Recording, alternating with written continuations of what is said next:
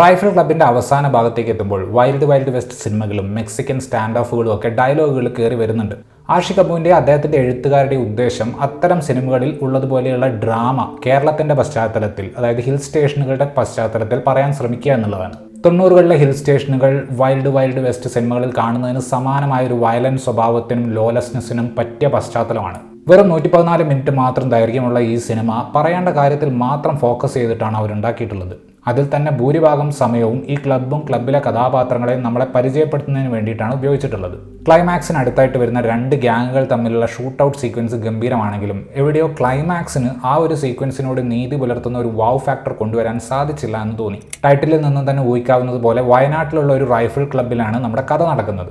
1991 കഥ നടക്കുന്നത്. മൃഗയ എന്ന സിനിമ ഹിറ്റായതിനു ശേഷം അതുപോലെ ഒരു സിനിമ ചെയ്യുക എന്ന ഉദ്ദേശത്തോടെ അന്നത്തെ റൊമാൻറ്റിക് സ്റ്റാർ ആയിട്ടുള്ള ഷാജഹാൻ എന്ന നടൻ നായാട്ട് പഠിക്കാൻ വേണ്ടി അങ്ങോട്ട് വരികയാണ്. നിർഭാഗ്യവശാൽ ക്ഷണിക്കപ്പെടാത്ത കുറച്ച് അതിഥികളുള്ള ഒരു രാത്രിയിലായിരുന്നു ഷാജഹാന്റെ വരവ്.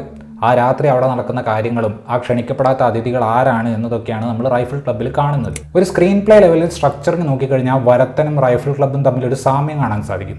ഈവൻ ലൊക്കേഷനുകൾക്ക് പോലും ഒരു സമാനതയുണ്ട്. കഥാപാത്രങ്ങൾ തമ്മിലുള്ള ബന്ധം, അവരേതറ്റം വരെ പോകുന്ന സ്വഭാവമുള്ളവരാണ് എന്നൊക്കെ നമ്മളെ കാണിച്ചു തരുന്നതിന് വേണ്ടിയിട്ടാണ് സിനിമയുടെ ഒരു നല്ല പങ്ക് ഉപയോഗിച്ചിട്ടുള്ളത്. ഏതാണ്ട് സിനിമയുടെ നടുഭാഗത്തായിട്ട് റൈഫിൾ ക്ലബ്ബിൽ നടക്കുന്ന കാര്യങ്ങളെ യഥാർത്ഥ ഹണ്ടിങ്ങുമായി കണക്ട് ചെയ്ത് ഒരു പാരലൽ സൃഷ്ടിക്കാൻ തിരക്കഥ ശ്രമിക്കുന്നുണ്ട്. പിന്നീട് കഥയിൽ ആവശ്യമുള്ള പല സാധനങ്ങളും സാമാന്യം സമർത്ഥമായി തന്നെ തിരക്കഥ ഫോർഷാഡോ ചെയ്യുന്നുണ്ട്. വരത്തനിലേതുപോലെ തന്നെ കൗണ്ടർ അറ്റാക്ക് നടക്കുന്ന സമയത്താണ് സിനിമയൊന്ന് ഉണരുന്നത്. ദയാനന്ദും അവറാനും തമ്മിലുള്ള ആ ഭാഗത്തെ സംഭാഷണം വളരെയധികം എൻ്റർടൈനിങ് ആണ്. കോവിഡിന് മുമ്പ് ആഷിഖ് അബു സിനിമകളിൽ നമ്മൾ ആസ്വദിച്ചിരുന്ന ചില ഘടകങ്ങൾ ആ ഒരു ഭാഗത്ത് നമുക്ക് കാണാൻ സാധിക്കും. അവറാനായി വന്നിട്ടുള്ള ദിലീഷ് പോത്തൻ ആ കഥാപാത്രത്തെ വളരെ കോൺഫിഡൻ്റ് ആയിട്ട് തന്നെ അവതരിപ്പിച്ചിട്ടുണ്ട്. ഡയലോഗ് ഡെലിവറിയിലും ബോഡി ലാംഗ്വേജിലും അവറാൻ എന്ന വേട്ടക്കാരൻ്റെ അനുഭവ സമ്പത്ത് പ്രേക്ഷകന് കാണിച്ചു കൊടുക്കാൻ ദിലീഷ് പോത്തന് സാധിക്കുന്നുണ്ട്. ഒരല്പം കിറുക്കുള്ള അച്ഛൻ കഥാപാത്രമായിട്ടാണ് അനുരാഗ് കശ്യപ് ഈ സിനിമയിൽ വന്നിട്ടുള്ളത്. അഭിനേതാവായിട്ട് അദ്ദേഹം വന്നിട്ടുള്ള പല സിനിമകളിലും ഇത്തരത്തിൽ എക്സെൻട്രിക് ആയിട്ടുള്ള ക്യാരക്ടേഴ്സ് നമ്മൾ കണ്ടിട്ടുണ്ട്. എന്നാൽ ഇതിൽ കോസ്റ്റ്യൂംസ് അത്യാവശ്യം ക്ലാസി ആയിരുന്നു. ക്ലബിലെ തലമുത്ത കാരണവരായി വിജയരാഘവൻ നല്ല പ്രകടനം കാഴ്ചവെച്ചു. വിഷ്ണു അഗസ്ത്യയ്ക്ക് ഈ സിനിമയിൽ ഒരു മുഴുനീള കഥാപാത്രത്തെ തന്നെ ലഭിച്ചിട്ടുണ്ട്.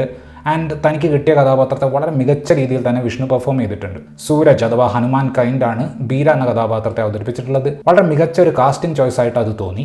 സിനിമാ നടന്റെ വേഷത്തിൽ വന്നിട്ടുള്ളത് നടൻ വിനീത് കുമാറാണ്. ഇവരെ കൂടാതെ സുരേഷ് കൃഷ്ണ, വാണി വിശ്വനാഥ്, സുരഭി ലക്ഷ്മി, ഉണ്ണിമായ പ്രസാദ്, ദർശന രാജേന്ദ്രൻ, അങ്ങനെ ഒരുപാട് വലിയ പേരുകൾ ഈ സിനിമയുടെ ഭാഗമായിട്ടുണ്ട്. പലരുടെയും സ്ക്രീൻ ടൈം കുറവാണെങ്കിലും ആ കഥാപാത്രങ്ങളെല്ലാം ഓർത്തിരിക്കത്തക്ക രീതിയിലാണ് സിനിമയിൽ വരുന്നത്. റൈഫിൾ ക്ലബിലൂടെ ആഷിഖ് അബു സിനിമാറ്റോഗ്രാഫിയിൽ ഒരു കൈ നോക്കുകയാണ്. ട്വിസ്റ്റ് കൊണ്ട് ആളുകളെ ഞെട്ടിക്കുന്ന ഒരു സിനിമയല്ല റൈഫിൾ ക്ലബ്ബ് എന്ന് അദ്ദേഹത്തിന് നല്ല ബോധ്യമുള്ളതുകൊണ്ടാവും ശ്യാം പുഷ്കരനും ദിലീഷ് കരുണാകരനും സുഹാസും അടക്കമുള്ള എഴുത്തുകാർ വേൾഡ് ബിൽഡിങ്ങിന് വേണ്ടി തന്നെയാണ് പ്രാധാന്യം കൊടുക്കുന്നത്. ക്ലബിലെ അംഗങ്ങൾ തമ്മിലുള്ള ഇരിപ്പുവശം നമുക്ക് ആദ്യ പകുതിയിൽ തന്നെ കാണാൻ സാധിക്കും. ഉന്നം പിടിക്കുന്ന ഷാജഹാനോട് അവറാൻ പറയുന്ന കാര്യങ്ങൾ ഒരർത്ഥത്തിൽ ആ ക്ലബിലെ അംഗങ്ങളുടെ ആറ്റിറ്റ്യൂഡാണ്. ഒരുപാട് സ്ഥലങ്ങളിൽ മോണോക്രമാറ്റിക്കായി ഷാർപ്പ് ലൈറ്റ് ഉപയോഗിച്ചിട്ടുള്ള ഒരുപാട് സീക്വൻസുകൾ ആഷിഖ് അബു ഷൂട്ട് ചെയ്തിട്ടുണ്ട്. ഒരു ജോണർ ഫിലിം ലുക്ക് കൊടുക്കുന്നതിന് ഇത് സിനിമയെ സഹായിക്കുന്നുണ്ട്. റെക്സ് വിജയൻ ഒരുക്കിയിട്ടുള്ള പാട്ടുകളും പശ്ചാത്തല സംഗീതവും പല സെറ്റ് പീസുകളെയും നല്ല രീതിയിൽ എലിവേറ്റ് ചെയ്യുന്നുണ്ട്. ആദ്യം പറഞ്ഞതുപോലെ 2 മണിക്കൂർ താഴെയുള്ളൊരു സിനിമയാണ് റൈഫിൾ ക്ലബ്ബ്. അതുകൊണ്ട് തന്നെ അനാവശ്യമായ വലിച്ചു നീട്ടലുകൾക്കോ ആവശ്യമില്ലാത്ത ട്രാക്കുകളിലേക്കോ ഈ സിനിമ പോകുന്നില്ല. ഈ ഒരു കാര്യവും പിന്നെ തമാശ നിറഞ്ഞ സംഭാഷണങ്ങളിലുള്ള ഒരു ആക്ഷൻ ബ്ലോക്കും സിനിമയുടെ 2ാം പകുതിയെ സാമാന്യം രസകരമാക്കുന്നുണ്ട്. അതുവരെ നമ്മൾ കണ്ടുകൊണ്ടിരുന്ന ആ സീക്വൻസിന് മുകളിൽ നിൽക്കുന്നതോ അതിന് തുല്യമായതോ ഒരു ക്ലൈമാക്സ് സിനിമ അർഹിച്ചതായിട്ട് തോന്നി. അതാണ് എനിക്ക് ആകപ്പാടെ തോന്നിയ ഒരു ന്യൂനത. കോവിഡിന് ശേഷം ആഷിഖ് അബു ചെയ്തിട്ടുള്ള സിനിമകൾ തന്നൊരു നിരാശ ഒരു പരിധിവരെ ഇല്ലാതാക്കാൻ റൈഫിൾ ക്ലബിന് സാധിക്കുന്നുണ്ട്. അതുതന്നെയാണ് ഈ സിനിമയുടെ ബിഗ്ഗസ്റ്റ് ടേക്ക് അവേ.